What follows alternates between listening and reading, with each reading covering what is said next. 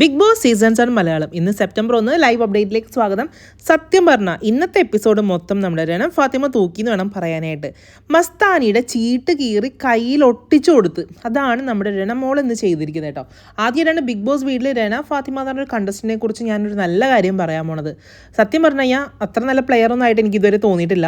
എന്തിനോ വേണ്ടി screen space കിട്ടാൻ വേണ്ടി എന്തൊക്കെയോ കാണിച്ചു കൊടുക്കുന്നു. അങ്ങനത്തെ ഒരു ക്യാരക്ടറായിട്ടാണ് എനിക്ക് രണനെ കുറിച്ച് തോന്നിയിട്ടുള്ളത്. പക്ഷേ ഇന്നത്തെ എപ്പിസോഡ് നമ്മുടെ മസ്താനി വന്ന് കയറിയപ്പം മുതൽ ചുമ്മായിട്ട് ചീപ്പ് ഷോ ആണ് അവിടെ ഇറക്കിക്കൊണ്ടിരിക്കണേ.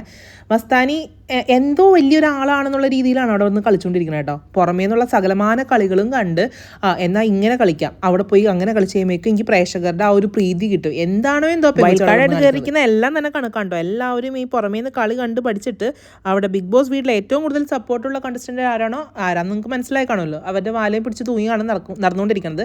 അപ്പോൾ ഞാൻ അതൊന്നുമല്ല പറയാൻ വന്നത്. നമ്മുടെ രണ ഫാത്തിമ ഇന്ന് മസ്താനിനെ എയറിലാക്കിയിട്ടുണ്ട്. എന്താ കാര്യം എന്ന് വെച്ച് കഴിഞ്ഞാൽ കഴിഞ്ഞ എപ്പിസോഡിലൊക്കെ മസ്താനി നമ്മുടെ രണ ഫാത്തിമേനെ നോക്കിയിട്ട് മിഡിൽ ഫിംഗർ കാണിച്ചു.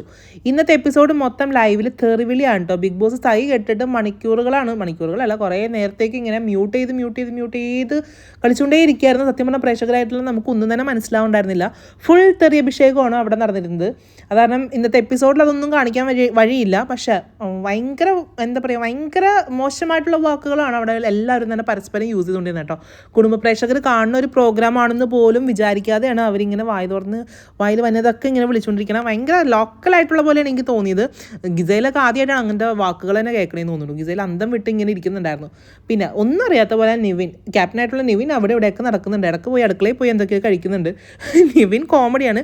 അതേപോലെ തന്നെ ഇതിലൊന്നും ഒരു പ്രശ്നത്തിലും തലയിടാതെ നമ്മുടെ അനീഷ് ഇതൊക്കെ നോക്കിക്കണ്ട് അങ്ങനെ ഇരിക്കുന്നുണ്ടായിരുന്നു.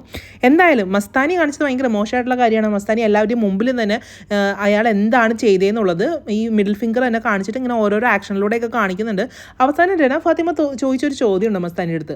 മസ്താനി പറയാം രണ ഫാത്തിമയുടെ അടുത്ത്, ഞാൻ ഇങ്ങനെ കാണിച്ചത് നീ അങ്ങനെ മിഡിൽ ഫിംഗറിൻ്റെ വേറൊരു അർത്ഥം കണക്കാക്കിയിട്ടാണ് നിനക്ക് അങ്ങനെ തോന്നിയത്, അത് നിൻ്റെ ചിന്താഗതിയുടെ കുഴപ്പമാണെന്നൊക്കെ പറഞ്ഞിട്ട് അങ്ങനെ പറയുന്നുണ്ട്.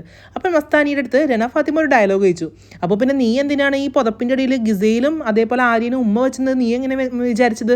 സത്യം പറഞ്ഞാൽ രണയുടെ ആ ചോദ്യം മസ്താനി എക്സ്പെക്ട് ചെയ്തേയില്ലായിരുന്നു കേട്ടോ. മസ്താനി ആകെ ചൂളിപ്പോയി എന്നാണ് പറയാനായിട്ട്. മസ്താനിക്ക് എന്ത് പറയണമെന്ന് അറിയാൻ പാടാതെ പോയി. പിന്നെ മസ്താനി എന്തായാലും തടി തപ്പണമല്ലോ എന്ന് വിചാരിച്ചിട്ട് അതെ എൻ്റെ ചിന്താഗതി മോശമാണെന്നുള്ള രീതിയിൽ സംസാരിച്ച് അങ്ങനെ പറയുന്നുണ്ടായിരുന്നു. എന്തായാലും ബിഗ് ബോസ് വീട്ടുകാരെല്ലാവരും ഒന്നിച്ച് നമ്മുടെ രണ ഫാത്തിമക്ക് നേരെ കൈയടിച്ചിട്ടു. ആദ്യമായിട്ടാണ് രണഫിക്ക് ഇത്രയും വലിയ സപ്പോർട്ട് എല്ലാവരുടെ അടുത്തും കിട്ടുന്നത്.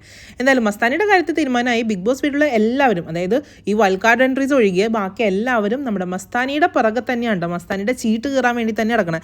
എത്ര പേര് ശ്രദ്ധിച്ചു എന്നറിയില്ല. ഇന്നത്തെ രാവിലത്തെ എപ്പിസോഡിൽ നമ്മുടെ അബി ആണെങ്കിലും ഒനീലൊക്കെ ആണെങ്കിലും അവിടെ നിന്ന് സംസാരിക്കുന്നുണ്ടായിരുന്നു. മസ്താനി ഭയങ്കര ഇതായിട്ടാണ് സംസാരിക്കുന്നത്. എന്താണെന്ന് ക്ലിയർ ആയിട്ട് എനിക്ക് മനസ്സിലായില്ല. വൈൽഡ് കാർഡ് എൻട്രീസ് ഒഴികെ ബാക്കിയുള്ള എല്ലാവരും തന്നെ നമ്മുടെ മസ്താനിക്ക് എതിരാണ്. എന്തായാലും മസ്താനിയുടെ കളി എന്താണെന്നുള്ളത് ഇനി വരും എപ്പിസോഡിൽ കാണാം. എന്തായാലും ഇപ്പോൾ കളിച്ചുകൊണ്ടിരിക്കുന്ന ഭയങ്കര പൊട്ട കളിയാണ്. അത് മസ്താനിക്ക് തന്നെ ദോഷമായിട്ടാണ് ഇനി വരാൻ പോകുന്നത്. അതിനിപ്പോൾ നമുക്ക് കണ്ടറിയാം.